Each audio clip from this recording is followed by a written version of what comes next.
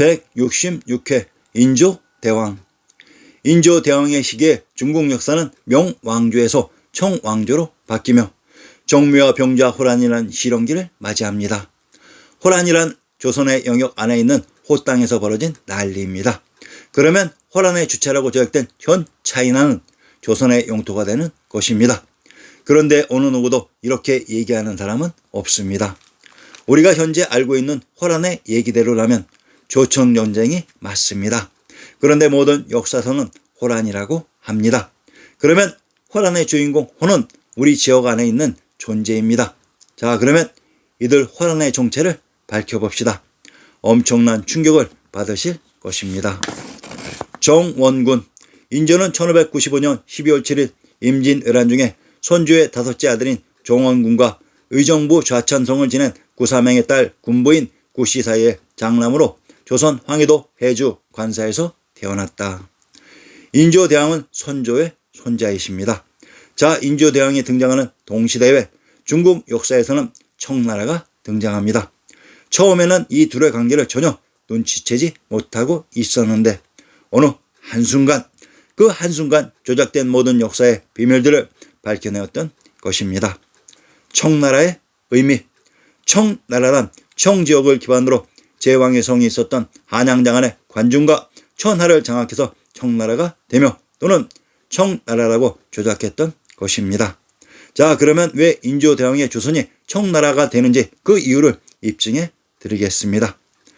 인조대왕은 1610년 영동용 부사 서평부원군으로 사후 의정부 영의정에 추중된 청주 한씨 한중겸의 딸과 가래를 올렸다. 인조보다 1년 연상인 한씨는 1594년 7월 1일 원주 읍내 사제에서 태어났다. 가래를 행하고 청성현 부인에 봉하여졌는데 선조가 일찍이 왕자 부인으로 뽑았다가 낙방하였으나 관상을 보고 귀하게 될 것을 안 선조가 그대로 다시 능양군을 위하여 배필로 간택하였다고 한다. 한씨와 가래를 올린 뒤 경행방 향교동 사제로 분가하여 1612년 18살 때 장자인 소현세자를 낳았다. 청성현 부인이란 청성현을 봉지로 가지고 있었던 왕자 인조의 부인이라는 얘기입니다. 인조대왕이 청주에 있는 성인 청성을 기반으로 반정에 성공해서 청나라라고 칭했던 것입니다. 자, 그런데 전후에서 서인들의 기반 지역이 청주라고 했습니다. 즉 충청도 청주의 군명이 서원경입니다. 인조 반정. 자, 이제 조정을 장악한 북인 세력들이 영창대군과 임목대비 폐출의 문제로 분열되어 있는 사이에 숨지기고 있었던 서인들이 임목대비의 폐출을 대의 명분으로 봉기하니 이것이 바로 인조 반정입니다. 이괄의 난. 그런데 인조 반정의 1등 공신이었던 이괄이 농공 행상에서 배제되는 차별을 받고 또한 이괄의 아들이 대우 문제로 폭발하니 이것이 서인들의 내분인 이괄의 난입니다.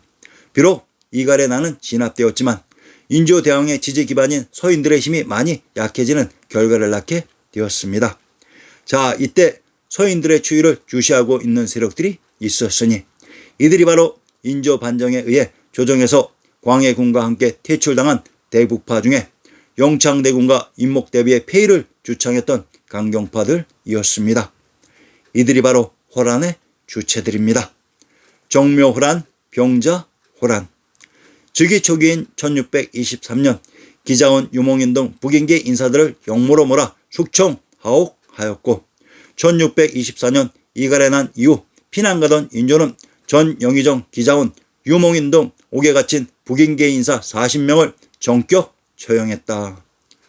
광해군의 즉위시 공을 세운 북인들이 인조 반정과 함께 조정에서 제거되었던 것으로 인조 반정 이후 서인이 조정의 중심에 섰지만 이갈에 난 이후 서인은 분열되어 약화되었던 것으로 이때 고향으로 낙향하여 조정의 관세를 판세를 관망하던 북인들이 이갈에 난 이후 드디어 움직이니 이들이 바로 정묘 병자호란의 주인공들이었습니다. 자, 그러면 호란의 기반 지역인 호 지역의 정체를 밝혀봅시다. 호공만은 우순의 자손이다. 예전에 순이 평민의 신분이었을 때 요 임금이 그의 두 딸을 그의 처로 주어 귀해라는 곳에서 살게 했기 때문에 그 후손들은 규를 성씨로 담았다. 순 임금의 족자 천하는 우에게 넘어가 순의 아들 상규는 제후에 봉해졌다. 은혜 조항을 토벌한 주모왕이 순의 후손 중 규만이라는 사람을 찾아 진에 봉하고 순의 제사를 받들도록 했다. 이 규만이라는 사람이 호공이다. 호공이란 이것이 바로 정묘 병자 호란의 기반 지역이었다는 얘기로 우순의 후손에게 주었던 봉지가 진 나라도 우순은 귀주인 제왕의 성이 있었던 한양장안의 관중 출신이라고 했습니다. 사기세가에서 호공인 규만의 제후국 진나라가 있었던 곳은 한양장안인 북경 관중의 박터라고 했습니다. 이것이 태조 이성계의 고향 영웅이기도 합니다. 이곳 관중의 박터가 호란의 기반지역이었습니다. 자, 인조대왕이 기졌던 관중 도성의 지근거리에서 반란이 일어났던 것입니다. 인조대왕이 왜 남한산성에 갇혀 있었는지 아시겠습니까? 관중에 갇혀 몽진을 가지 못했던 것입니다. 청나라의 정체, 알신기호로 노로하치는 1115년 여진족의 원나무가 생여진을 통일하고 건국한 금나라를 계승한다는 의미에서 국호를 대금으로 정하고 1644년에 명나라의 수였던 북경을 점령하고 수도로 삼았다. 청주의 성인 청성을 기반으로 했던 인조대왕이 사병들을 이끌고 광해군이 있었던 한양장안 관중에 북경을 점령하고 황제가 된 것과 똑같은 내용입니다. 누르하치의 국호가 대금인 이유는 인조대왕이 점령한 광해군이 있었던 궁성의 지명이 바로 구중궁궐의 터인 김해의 금주였으니 대금일 수밖에 없었습니다. 정묘호란, 병자호란. 호란, 외란이란 조선의 영역에 있었던 그리고 조선이 통치하고 있었던 호와 외 지역의 반란이라는 말입니다. 즉 조선 내에서의 반란이라는 말입니다.